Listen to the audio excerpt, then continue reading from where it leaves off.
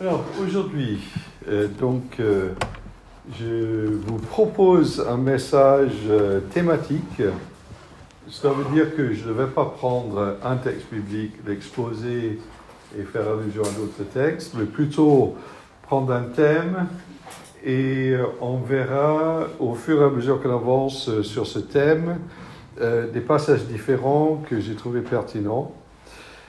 Et le thème ce matin que je vous propose, c'est voir tout ce que nous avons comme don de Dieu. Voir tout ce que nous avons comme don de Dieu. Mon premier point, tout est don. Si on regarde la création dans 1 Timothée 4, le verset 4, nous pouvons dire car tout ce que Dieu a créé est bon, et rien ne doit être rejeté pourvu qu'on l'apprenne avec action de grâce, parce que tout est sanctifié par la parole de Dieu et par la prière. C'est intéressant qu'il y a à la fois ce que Dieu a créé, et il y a cette notion que tout est sanctifié par la parole de Dieu et par la prière. Cela veut dire que nous avons besoin de la lumière de Dieu pour voir ces choses, ces bonnes choses que Dieu nous a données dans la création, mais il faut les utiliser à bon escient. Et c'est pour cela que nous avons besoin de la parole et de la prière. L'usage de ce que Dieu nous a donné peut être bon ou mauvais. Mais il est important également de noter que nous sommes appelés à recevoir avec reconnaissance ce que Dieu a créé. Mais tout ce que Dieu a créé est bon. Même si nous vivons dans un monde déchu.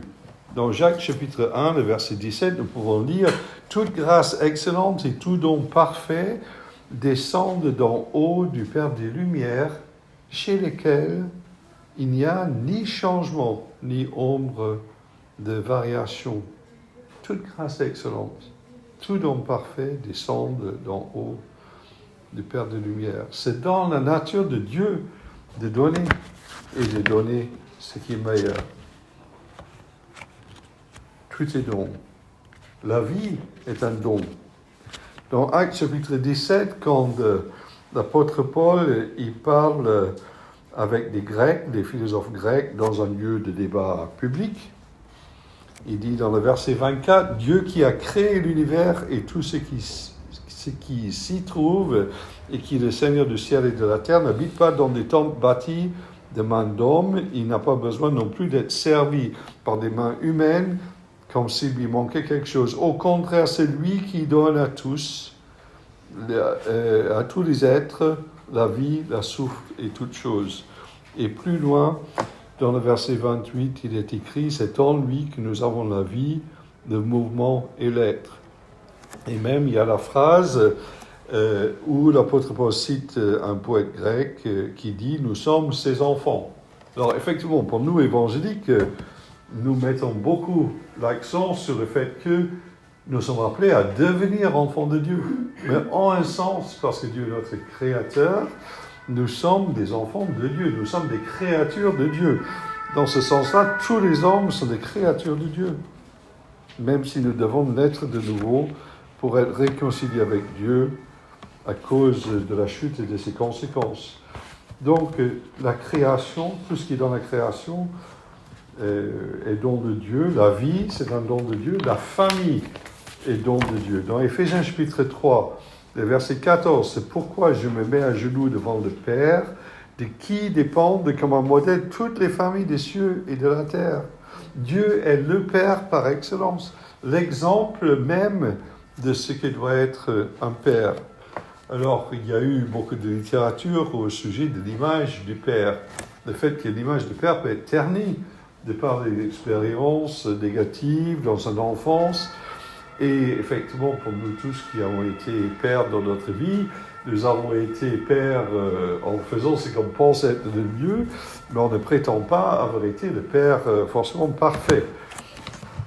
Mais Dieu est celui qui se montre le Père par excellence dans sa fidélité, son amour, son alliance qu'il fait avec ses enfants.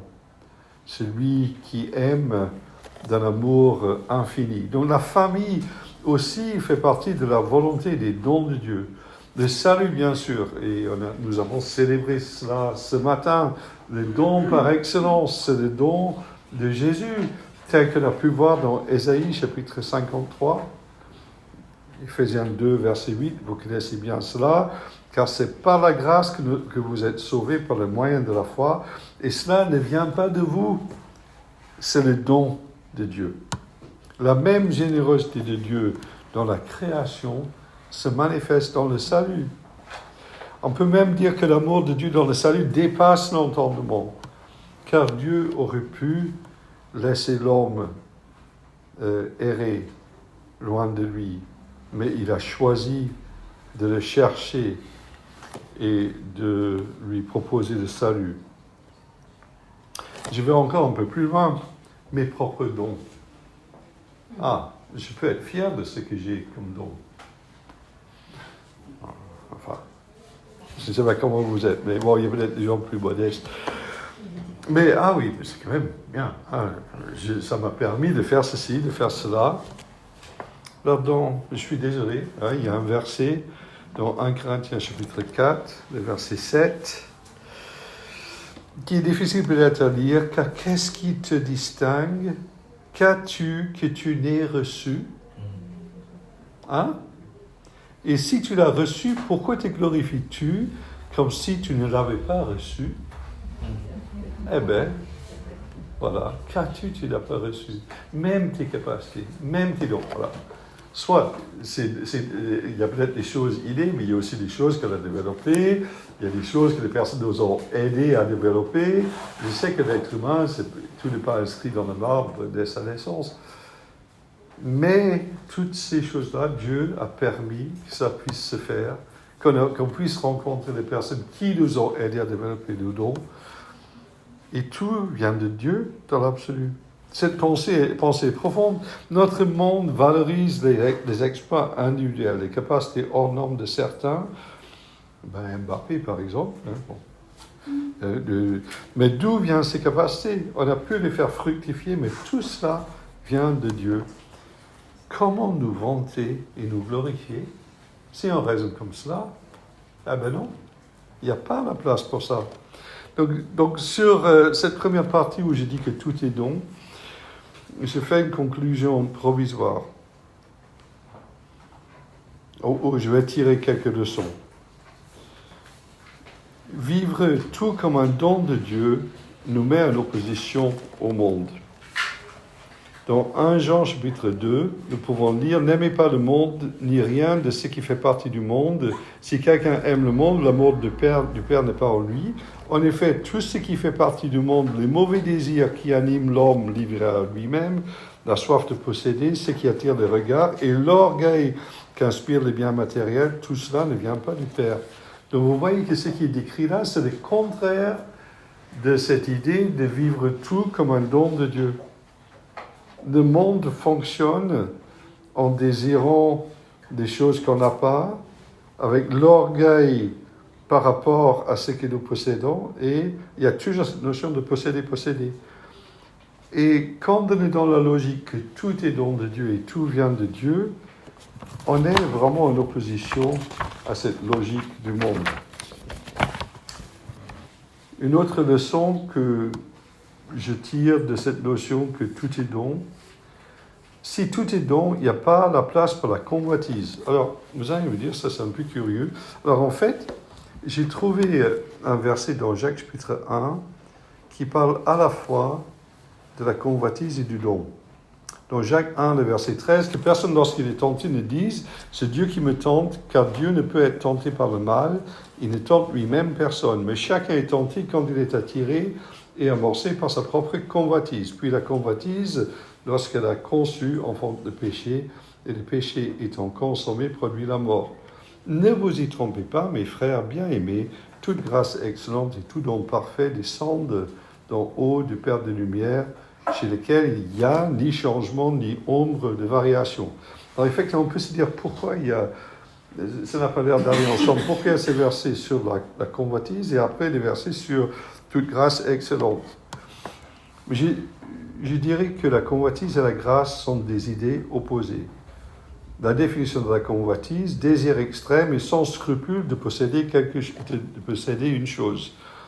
C'est surtout cette notion de sans scrupule, c'est-à-dire les personnes pour avoir, ils sont prêts à faire des choses, à marcher sur les autres, et j'en passe les détails. Mais la définition de la grâce, c'est une faveur accordée librement à quelqu'un.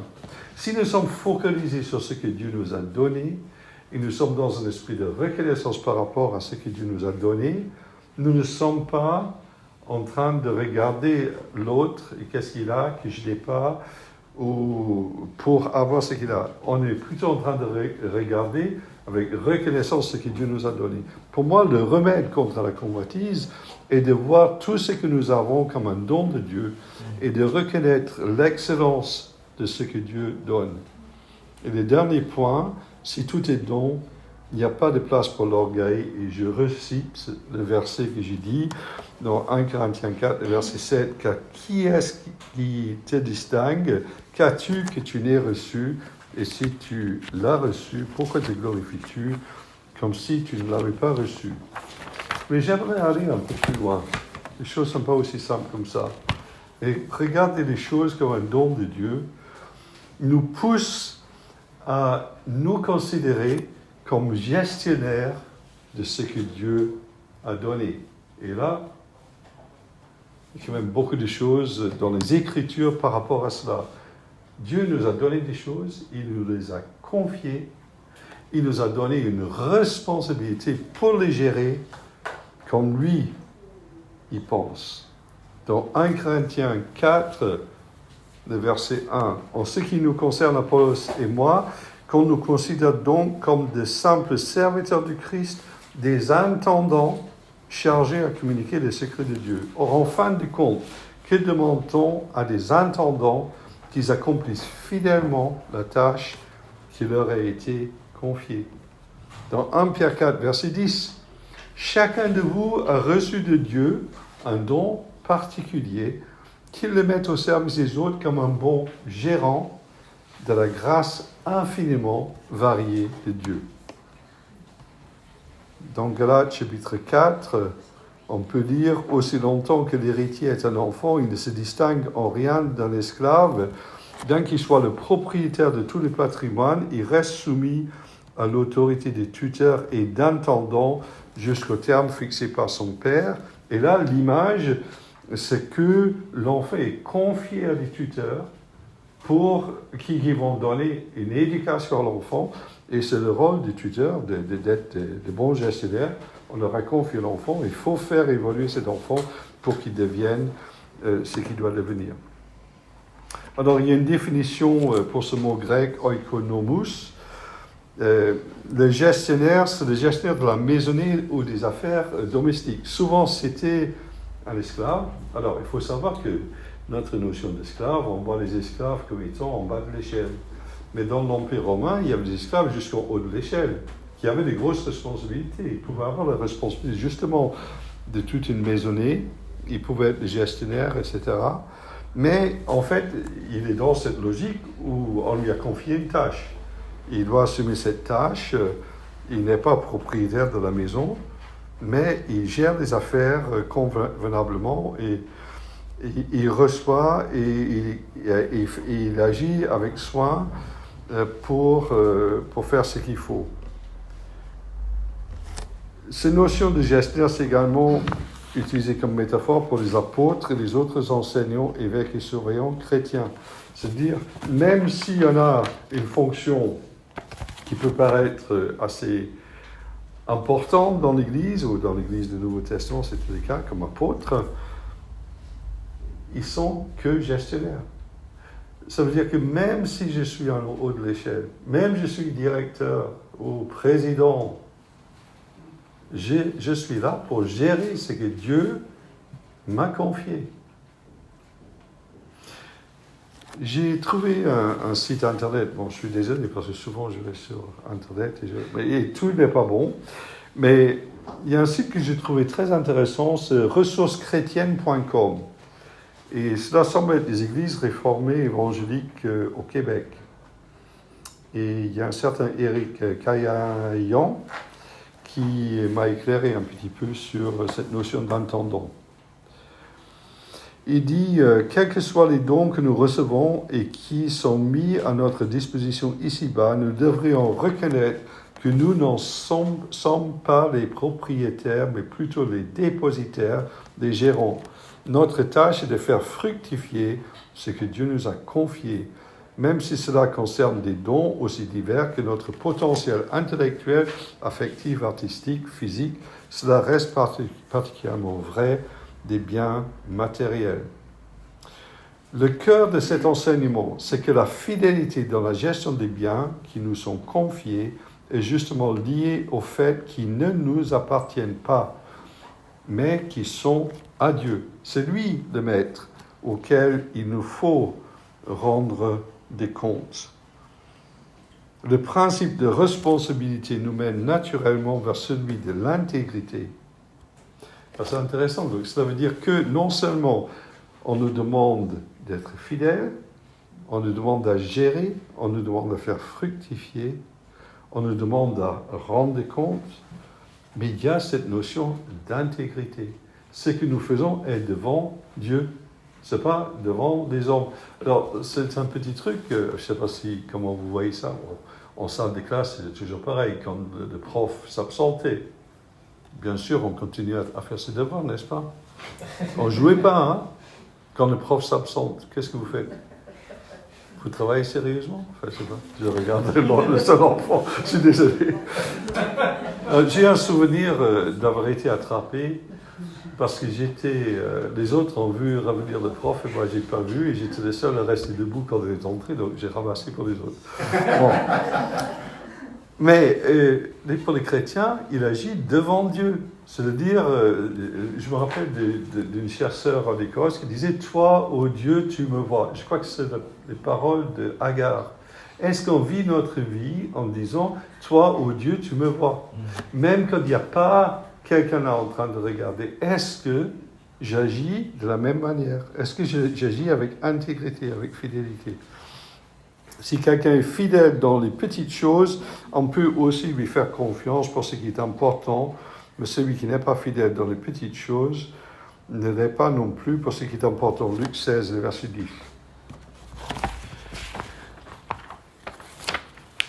Luc 12 dit « Quel est le gérant fidèle et sensé à qui le maître confiera le soin de veiller sur son personnel pour qu'il donne à chacun au moment voulu la ration de blé qui lui revient.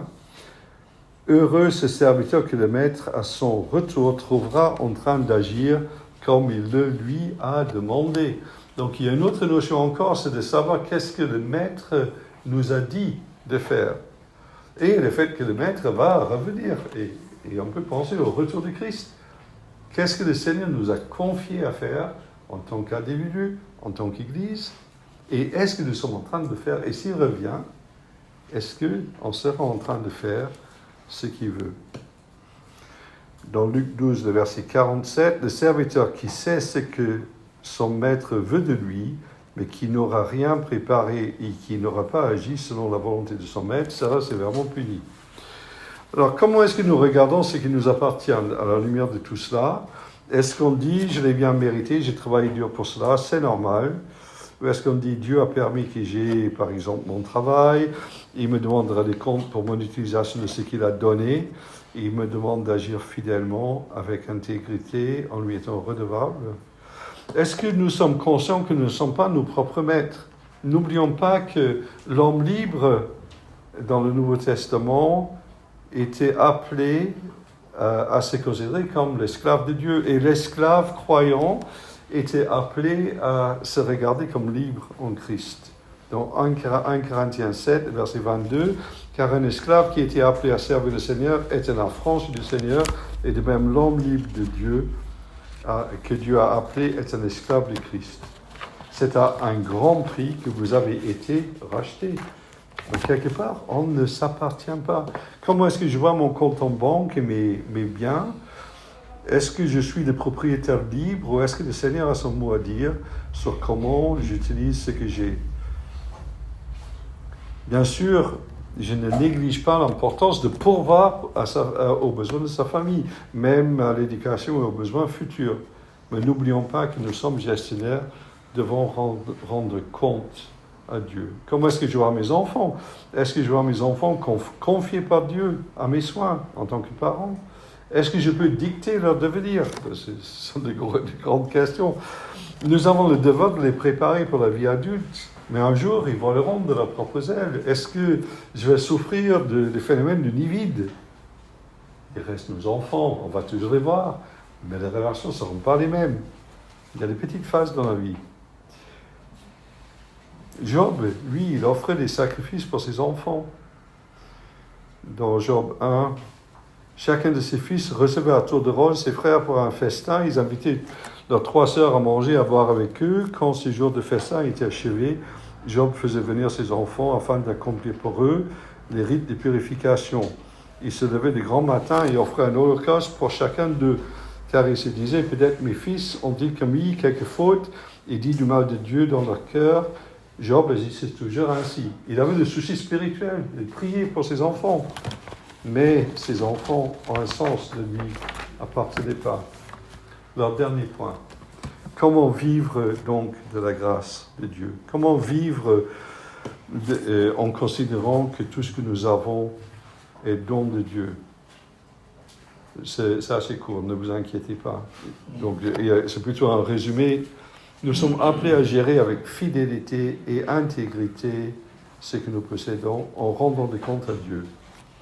Dans 1 Corinthiens 4, à nouveau, le verset qu'on a lu, « Que demande-t-on à des intendants qu'ils accomplissent fidèlement la tâche qui leur a été confiée ?» Deuxième point, vivre avec reconnaissance. Le psaume 104 dit que tout mon être loue l'Éternel sans oublier aucun de ses bienfaits. Comptez les bienfaits de Dieu. Troisième point, vivre humblement. Dans 1 Corinthiens 4, qu'est-ce qui te distingue? Qu'as-tu que tu n'aies reçu? Si tu l'as reçu, pourquoi te glorifies-tu comme si tu ne l'avais pas reçu? J'ai un dernier petit point qui n'est pas directement lié à ce que j'ai dit. Jusque-là, l'approche était individuelle. Mais si pour moi, je vis tout comme étant un don de Dieu, je crois que nous sommes appelés à reconnaître la grâce de Dieu qui opère dans le cœur de nos frères et sœurs. Reconnaître qu'ils ont un même sauveur que moi. Reconnaître leur valeur devant Dieu et reconnaître leurs dons. Chacun de nous a reçu la grâce de Dieu selon la part que Christ lui donne dans son œuvre. Donc non seulement je vais être reconnaissant par rapport à mes dons, je vais être reconnaissant par rapport aux dons de mes frères et de mes sœurs. Conclusion générale, nous sommes appelés à vivre dans la reconnaissance envers Dieu pour tous ses dons, en respectant l'unité de l'esprit et en célébrant la diversité des dons. Nous sommes invités non seulement à voir la grâce infiniment variée de Dieu dans nos vies, mais également dans notre communauté et à gérer ce que Dieu a donné avec fidélité, intégrité et redevabilité dans un esprit d'humilité et de reconnaissance. Que Dieu nous vienne en aide.